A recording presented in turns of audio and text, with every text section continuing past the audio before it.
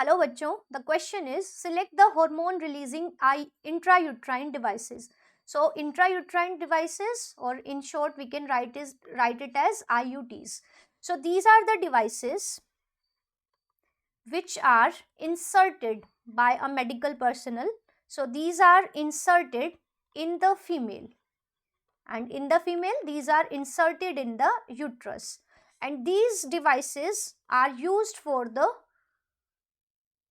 contraception. Means if a couple does not want to have a child, or they want to delay the pregnancy, so in those cases the IUTs are used. These devices are inserted into the female's uterus, so that's why they are called the intrauterine devices. Now the IUTs are of three types. One is the non-medicated IUDs, second one is copper releasing IUDs, and the third one is hormone releasing IUDs.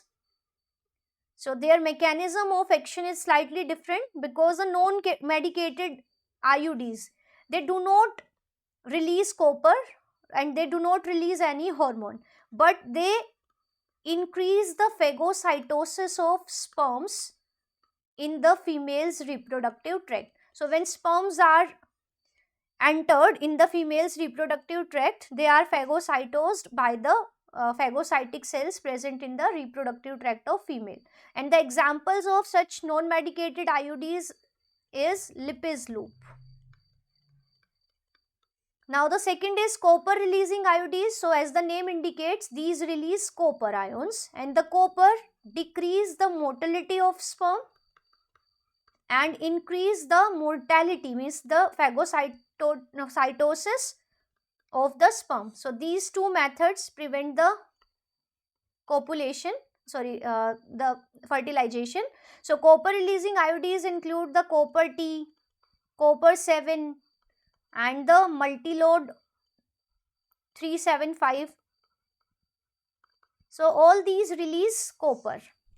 The hormone releasing IUDs, as the name suggests, they release hormone, and the hormone released by them is the synthetic version of hormone progesterone, because the natural progesterone action is very short lived. So to increase the effect, synthetic progesterone is given, and these include the Progestasert or the LNG20, means levonorgestrel 20.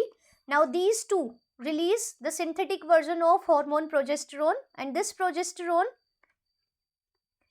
inhibits the fertilization by causing the thickening of cervical mucus. So cervical mucus becomes thick, and this reduces the entry of sperm into female's body through the cervix. And also the progesterone creates the environment like the female is already pregnant, so there are no ovulation. Means when the level of progesterone is high, then FSH and LH level is low, so no ovulation is there, so no chances of fertilization are there. So the examples are already there. So now let's see the options one by one. So first is lipase loop and Multiload 375. Here we have to choose the hormone releasing IUDs. So lipase loop, I told you it is a non-medicated IUD, so it is discarded. Then volts and LNG20. So volt is actually a barrier method.